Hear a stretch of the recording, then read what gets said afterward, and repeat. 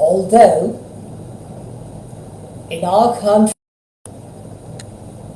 it is just past midnight, more correctly about midnight and 33 minutes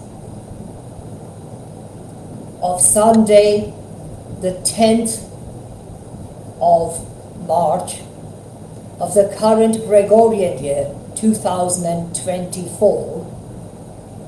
Yet in various Western countries it is still Saturday the 9th of March. Yesterday, or even more correctly, last Friday, the 8th March was so-called the International Women's Day.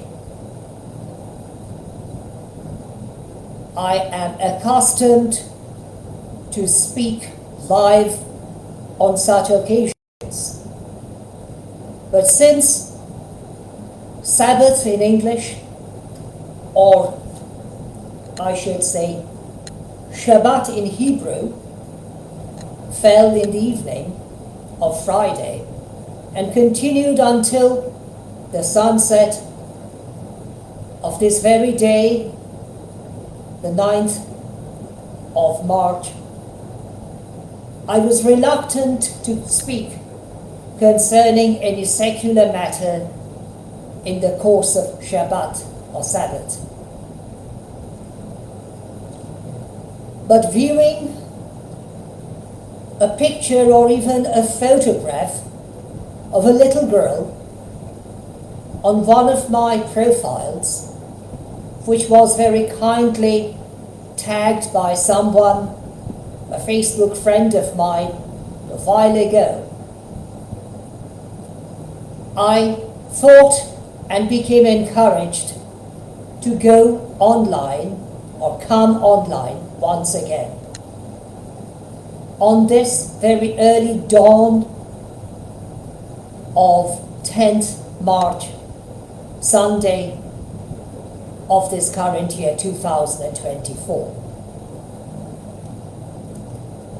This little girl, or I should say her photograph, reminded me once again the importance of the lives and the legitimate birthrights of babies, children, and the innocent ones. Tragically enough, most wars, at least offensive wars, were initiated by men. But again, very tragically, it was generally the innocent, including the babies, the children, the women who had to pay very dearly. Even though many of them, if not most of them, were against such wars. This happened in the course of history. This happened during the First and the Second World Wars and various other wars. This happened during the 30 years of war in Germany, when people confessing the faith of Christianity destroyed each other, and according to certain historians, a third of the population of Germany were erased completely. I always spoke out against war, not because I was afraid of wars, but I spoke out against wars on the ground that whether we win a war or lose a war, whether we won a war or lost a war, we lose and lost the priceless lives of the innocent, which can never be replaced, at least in their earthly forms. So it is in this incident. The Friday was not merely the International Women's Day. It was 5 calendar months after a group of terrorists trespassed onto a certain part of the state of Israel in killing, murdering in that sense, violating and abducting many innocent individuals, triggering a devastating response from the state of Israel, which already cost more than 30,000 lives, not merely many, but too many of which included babies, children, and women. I begin to query whether we are at all being humane when we carry out such dreadful wars or even attacks. To the best of my understanding, when I read the Torah or the Holy Bible, including the Old Testament of the Holy Bible, I come across too many passages which speak about protecting even the aliens who are innocent. To the best of my understanding, Moses the prophet, perhaps Moshe in Hebrew, said repeatedly in the Torah that the people of Israel, I'm referring now to the descendants of Jacob as Israel, should not ill-treat the foreigners who would be in their country. They should have the same norms of law as the natives. And in certain cases, when the farmers went, or I should say the peasants, and they collected the grain, if they forgot some of it in the field, they should not go back and collect it, but leave it for the orphans, for the widows, and for the aliens. This was the commandment given by God the Almighty through Moses to the people of Israel.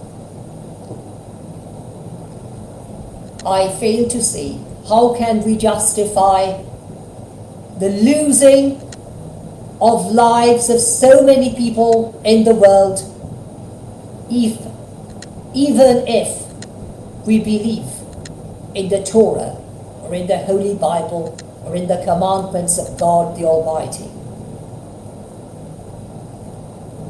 True be it that certain individuals may come up advocating that God sent the Israelites in the past, according to the Torah, even the first books of the Torah, known as the so-called Pentateuch, or the books of Moses the prophet, to destroy certain nations, and also not to spare the lives of any living being. But those nations were destroyed because they not merely advocated but practiced abomination, practices carried out by them which were abomination, which were abominable, totally contrary to the Torah. Those individuals did not believe in God of Abraham, in God the Almighty, as it is known by the monotheists, those who believe in one and the single divinity of God's being. But I don't understand why The state of Israel will be justified, even though I have great regards and respect for the state of Israel, and I myself honor Sabbath. I do my best to keep the days of Passover, of Pesach, by not allowing any part of my residence to be contaminated by any kind of leaven. I remain at home during those days. I try to honor Rosh Hashanah and Yom Kippur, and even those other days which are considered to be sacred, befitting the Jewish calendar, the days known as not merely holidays but holy days. But I also believe in the commandments of God the Almighty, who brought Israel into existence. Therefore, my prayer remains, even on this post-International Women's Day, that we should not and are no longer justified in carrying out any kind of warlike actions against the innocent, including the babies, the children, and the women. This is my prayer, this is my plea, this is my petition, even before the state officials, including the Honourable President, the Honourable Prime Minister, the Honourable Members of the Cabinet, the Honourable Members of the Parliament of the State of Israel. This is my most respectful and sincere appeal, accompanied by most humble prayers. I thank all the viewers of this live telecasting for their kind understanding, even in anticipation, and those who care to view or watch the recording of this live telecasting at their convenience. I bid all of you a very solemn night, a night crossing from the 9th till the 10th, or into the 10th of March of the current Gregorian year 2024. God bless and good night.